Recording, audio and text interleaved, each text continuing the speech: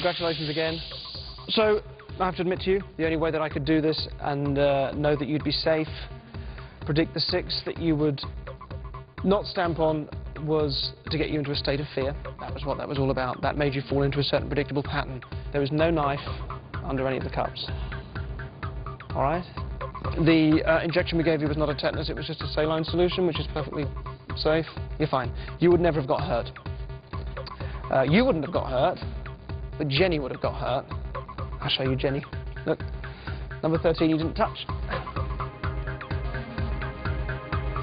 And there is Jenny. No, I was nervous, obviously, because I'm sitting there thinking there's a chance I'm going to get a knife in my foot. And my adrenaline was going a bit. But I'm shocked that the numbers, the 6 that were left, were the numbers written on the back of the cheque. That's pretty amazing. Thank you. We actually have Matthew with us tonight in the audience. Thank you, Matthew. Thank you very much. Thank you. So, thank you. So far, so good. People's random decisions can be predicted. But I knew that because people can be influenced. The question is, could a machine be influenced? Now, I thought that was a non-starter and impossible because obviously machines can't think. They don't have minds. However, I then read about an amazing experiment that took place in the 1980s by the Pear Group. The experiment was to see if willpower could affect randomness. It involved a bagatelle board like this, and balls were dropped in from the top, and the idea is they would randomly drop down and could end up anywhere along the bottom. However, the scientists had a load of people will the balls to end up on one particular side to try to psychically influence the direction of the balls as they dropped. And a curious result emerged. More balls did indeed end up on the side that the people were willing them to fall on. Willpower did seem to make a small but significant difference. But I wanted to try the idea for myself. Could a group of people influence, for example, the toss of a coin? Have a look at this.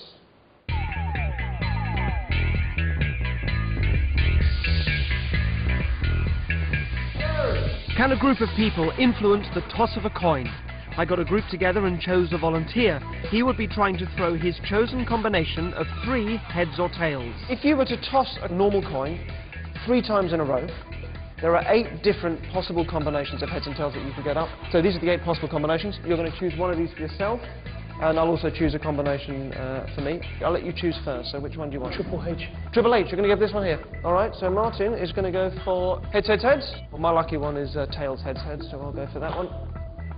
Here's what we're going to do. You're going to be tossing a coin. If your combination comes up first of heads, heads, heads, that is a point to you. If my combination comes up of tails, heads, heads, then that's a point to me, all right? So I can't cheat. Another volunteer is chosen to flip for my team, the Reds.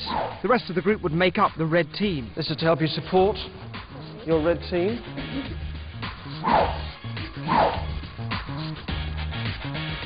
The Reds get dressed up and will be cheering in support for their red team. Martin, however, is all on his own. Excellent. So, red team, you know what you're doing. It is up to you to make this happen, to use your energy and your willpower to make Angela win, for her combination to come up more than Martin's. They can switch coin at any time from the hundreds in the box to keep it fair. So Martin's chosen heads, heads, heads, and Angela is trying to flip tails, heads, heads. This is important. Martin and Angela's combinations are exactly as likely to come up as each other. There should be no difference. They'll take turns tossing the coin until one of their chosen combinations comes up, and then that person gets a point. The first person to 10 wins. That is 1 point to our team. Well done, 1 point to the red team. As they're doing this, I want you guys really focusing on the coin. Will it, in your mind, what seems to help is just saying that combination again. Tails, heads, heads, just in your mind, again and again. With the red team willing her to win, Angela soon scores again. Heads, that's the second one. And again. Heads, we have another point. We have another point to Angela. With the red team behind her, there's no stopping Angela. Heads. 5-0. Martin. Oh, man. It seems that the combined win power of the red team does have an influence on the toss of the coin. Yay!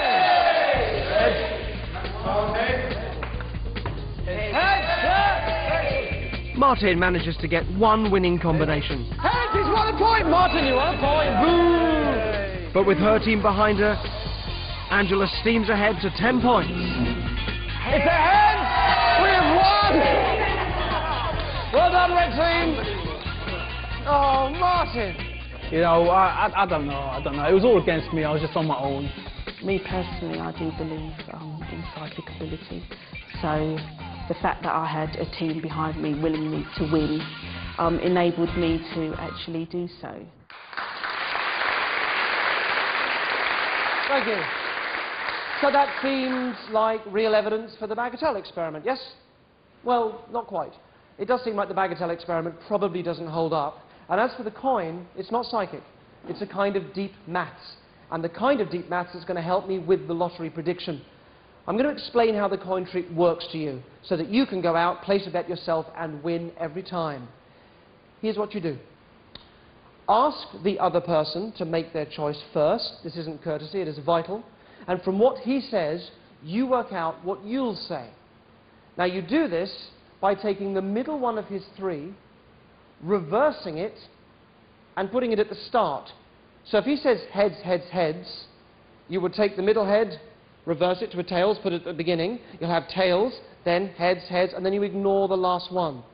You then play just as we have, and you'll see you win more times than the other person does. And for further information, you can go to the Channel 4 website on this. Why does this work? Why this works will be an hour program in itself, but suffice it to say it has nothing to do with willpower or psychic ability. It is deep maths. But this deep maths finds predictability in randomness. Just think about that for a second. It is taking something as random as a fair toss of a coin and finding predictability in it. Could I apply that to the lottery? For months I lived with a year's worth of lottery numbers written up across a wall in my house, trying to think of how you could make predictions from randomness. And then, late one evening, I was having a bowl of oxtail soup, love it, and a memory of something I'd read hit me.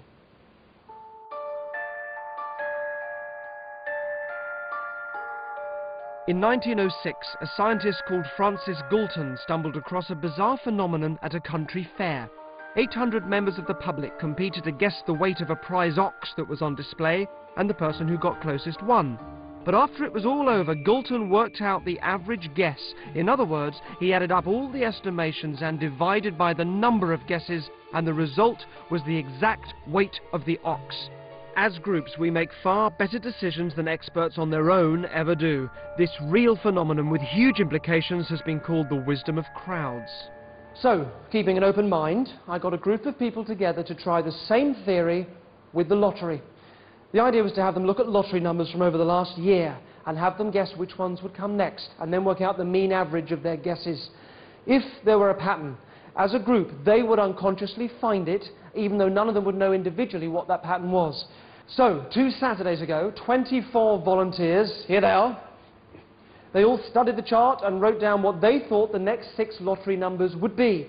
Then we wanted to get the average guess for each ball. So they'd all been asked to bring calculators with them, and they added up their guesses for each ball and divided by 24 the number of people making guesses. Does that make sense? Yes.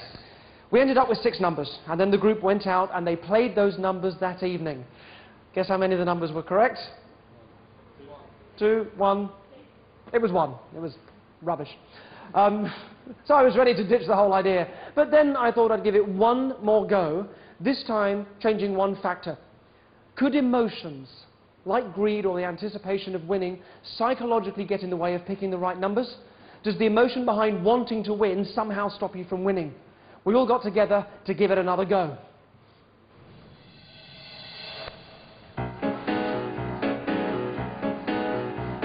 To avoid the greed factor and hopefully get a better result, I asked our 24 volunteers to guess the next 6 lottery numbers and write them down, but we would not do the maths till after the lottery result had been announced.